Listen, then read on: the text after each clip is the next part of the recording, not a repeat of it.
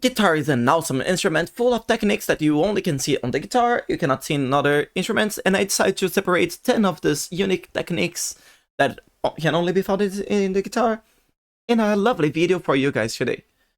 My name is Pedro, like always, Pedro plays guitars.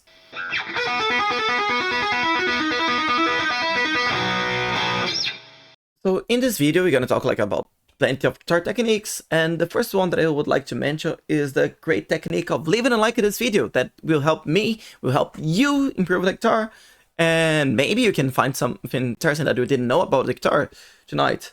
This way you're gonna incentivize me to get better and post more videos, so yeah, let's go for the first technique.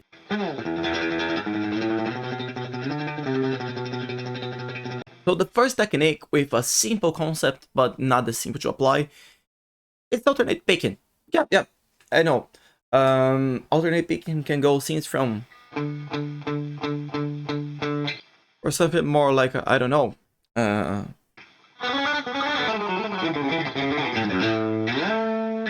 Yeah, it got a really long range, but basically the technique is simply use the pick. Let's white pick so it can be more clear for you.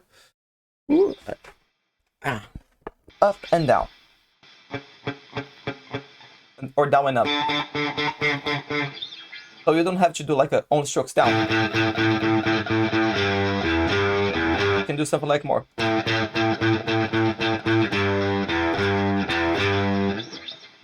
It will make your life easier if you learn that. Most part of the beginners start like only doing downstrokes like a, and it can be harder for you in the future if you keep doing like that to do something like rhythm or even fast solos. I don't know.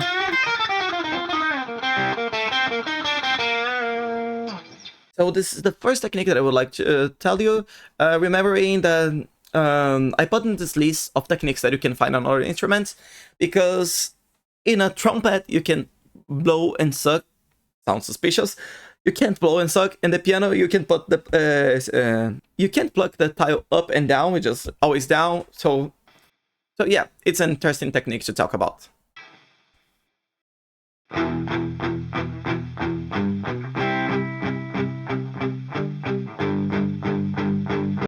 Next technique, palm muting.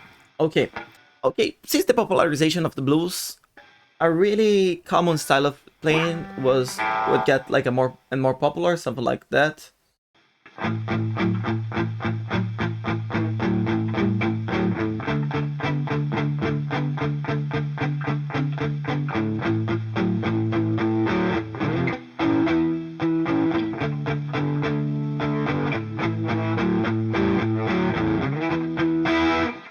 And it stands into nowadays like a metal songs, I don't know, like a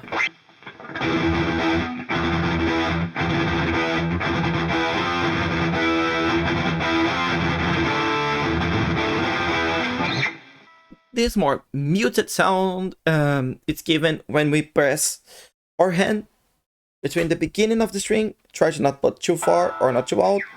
Just see how much is necessary for sound muted. Is a good parameter, but it can depending on what you're playing. Just try to not sound too,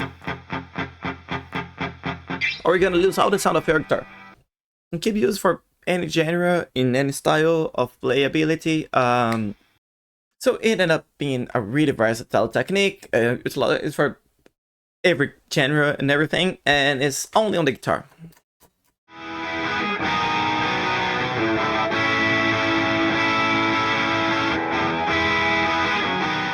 Okay, whether it's for the good or for the bad, guitar is a really visual and shapeful instrument. What I wanted to talk with that, like if I want to do a B, a C, and a D major chords in the piano, I will always have to change the shape of my hand. That's not necessarily true in the guitar, but for transposing a shape like this, you will need to use a bar chord. Use the same shape for different notes. In this way I can use like a D, a B, a C, and a D. major using the same chords. And for this, I will have to use a bar to bring like all the open strings to the place that I want. Of course, I could use a couple and put like a right here, but it's not practical. Use this during a song, change the position of a couple. So yeah, that's basically based on that the Cajun system was made. I made a really good class about the Cajun system. It's gonna be over here and then on the description. But like basically, if I want a D shape for an E, or if I want an A the same way that I use an A the same way that I use an E, or even an E same way that I do a C, a B like a G, or like a little chord. And so it goes. Not only the chords in the Cajun, but like all the chords you can make something like that.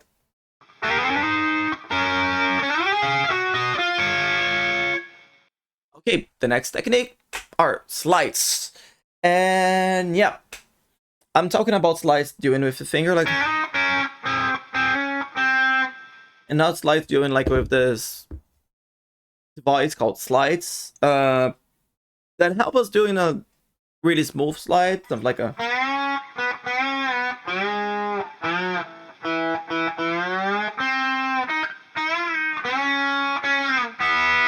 no, I'm not talking about this. This slide is basically the technique of grabbing one or more notes and slide it to where you want it to sound. And it is just simply to the sound, right? For example, instead of doing this, let's do.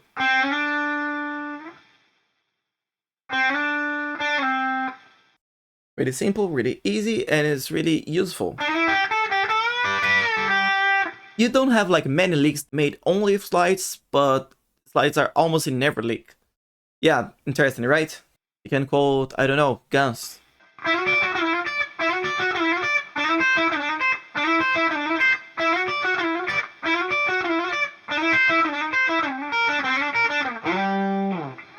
It's a basic technique you can use a lot, so better learn. But it's like really easy to practice. And despite doing only with notes, we can do like with chords.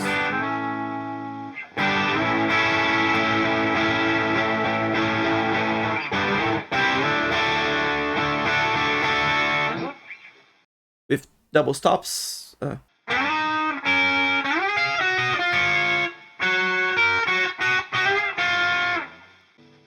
Basically, that's all about the slides. Now let's talk a little bit about the next technique.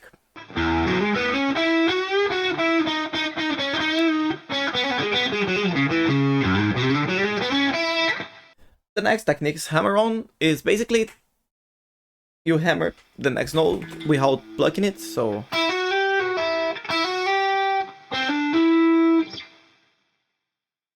this is really used for sound faster than you really are on the guitar, for example. So for executing this technique, you just need like a pretend that you're playing, but without the right hand, like a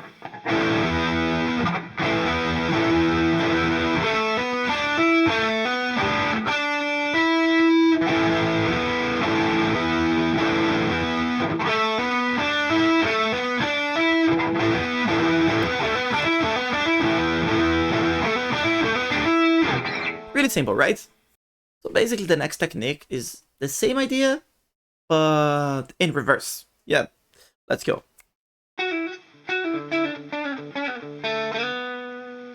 If the hammer-on is a technique going up, the pull-off is a technique going back, like a...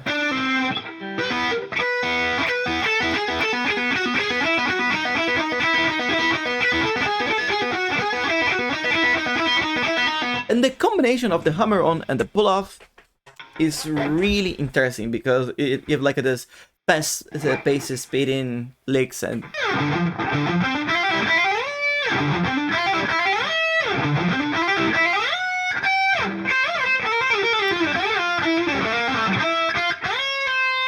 make it sound like a way faster than you really are with the picking. So really useful, really common, and really nice sounding. So these are the hammer-ons, the pull-off. Important to say, the hammer-on, you just hammer the next note, the pull off. It's called pull off because you need to.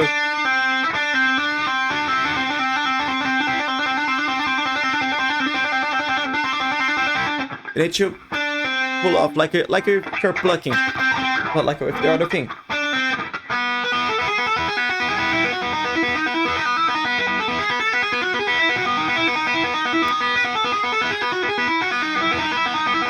This way you don't have to rely on the previous picking for having the sound. And basically when you combine the hammer-ons and the pull-off, we got something that we call legato. It's like literally combination of hammer-ons and pull-off.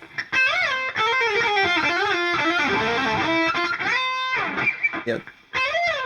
Literally all the parts that I'm not picking is like the legato.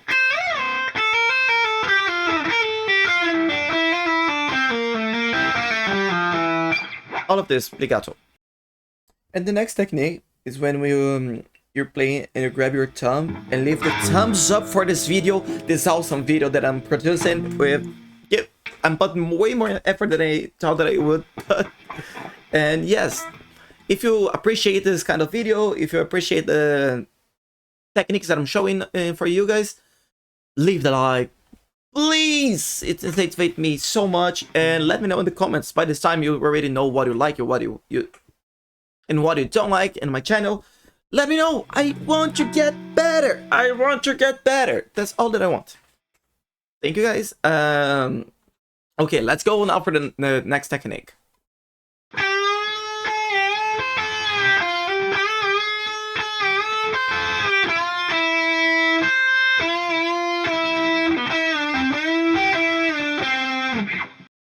Okay, then we got the bend and then release. I put them all in the same category because the hammer-on, the pull-off, they are really common, seeing like together, but they work without each other. And well, in a bend, I always have to do a release, even if I don't plug the release, if I just mute the sound, and a release, I always have to have a bend before. So yeah, that's why the bend and release are together. And basically, is take your string and bend it up or down depending on which string you're bending to get you another pitch. For example, the same idea of the slide, but you do in the same frets. If I'm doing the highest strings, you may need to do it down like a same idea.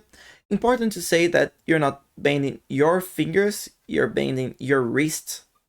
So basically, you're gonna see like the movement like this, and not like this.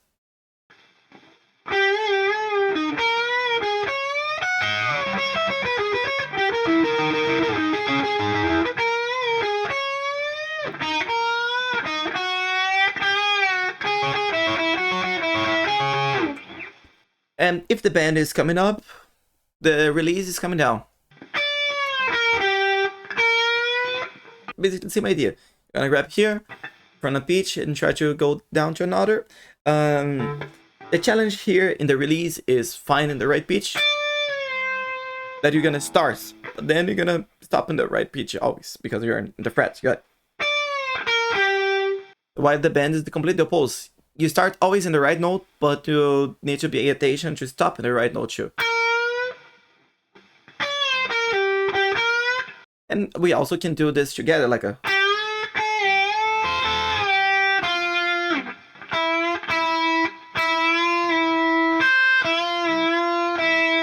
The more you mix, the better it sounds, yeah. So basically the bend and the release will serve the same purpose as the slide, but they are executed and have a different impact.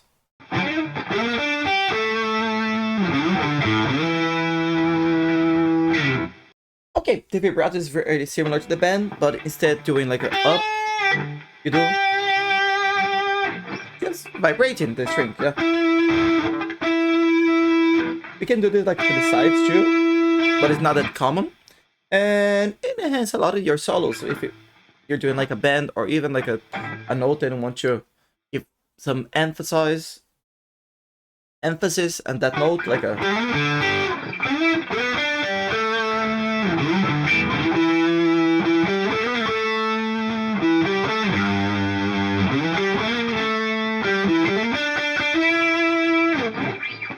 always get through this.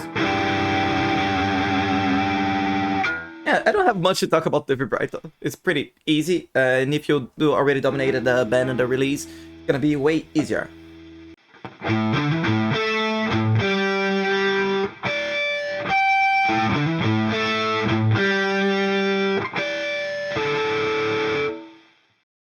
Okay, the harmonics are basically, how can I explain that? Vibrations that you can get over your sound, and most commonly in the 12th, 7th, 5th, and 4th fret without pressing it. You just touch it and then you have this harmonic sound.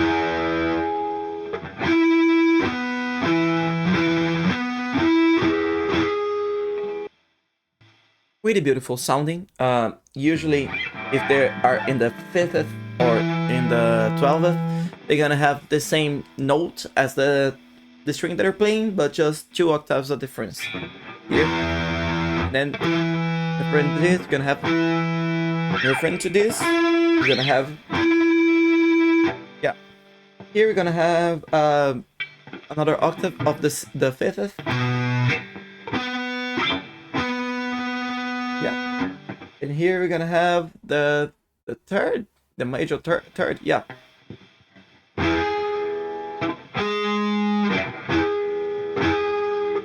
Yes. So we can play a little bit with this. Harmonics is not that common, you see, but you're gonna find bands like Polyphia that likes to use this in a lot of songs, like a...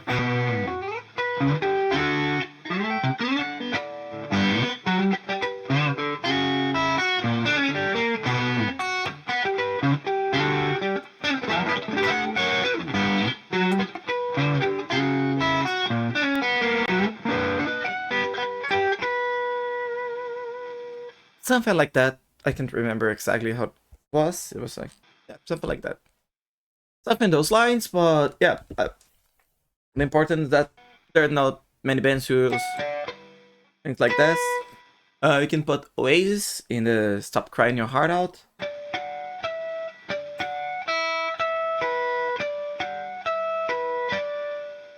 The things that for doing the harmonics, you need to be really precise and be really over the fret. Because if you do a little bit back or a little bit later, it might sound like a sloppy.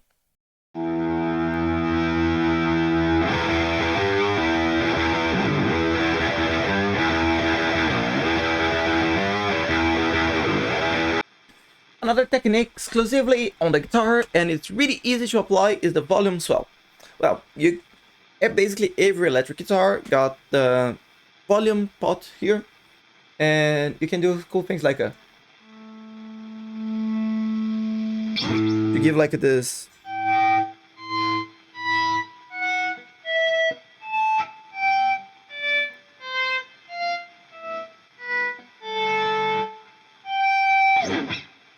Most part of the people that use this consistently use this as a pedal, but you don't have to. You have your guitar volume. And just in case you don't know, the guitar volume also controls the gain of your guitar. I can sound clear and lighter, just controlling the volume of my guitar, which is pretty cool and interesting.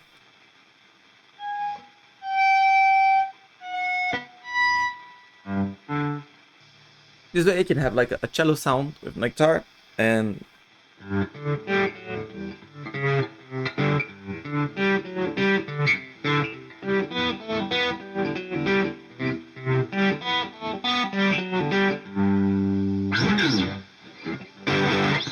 it's not really practical, but it's possible.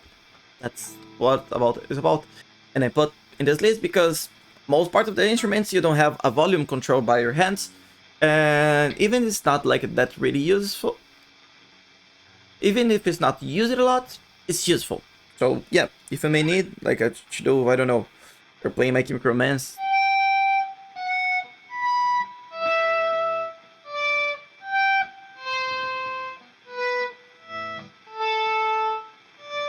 I want to make like a cool fading to the sound that you're playing.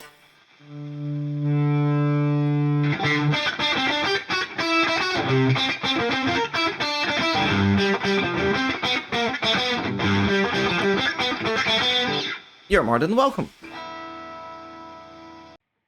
So yeah, this was the 10 guitar techniques that everybody should know. It's pretty simple, pretty practice to use. Some of them take some time to masterize, but well, this is more like a presentation than literally a class of how to do them all. If I got to sit and explain them all, I'm gonna have like a one full video for each one. So if you like this kind of video and everything, if you want to see one class of each subject, or even something that is not well explained, let me know in the comments. I can do better, I can try to get the things better for you guys, and together we can make this channel a better channel for everybody learning guitar. So that's all for today. Thank you guys for everybody who stayed here. Keep the communication going. I want comments in these videos. You're not comment. And that's it. My name is Pedro, and goodbye.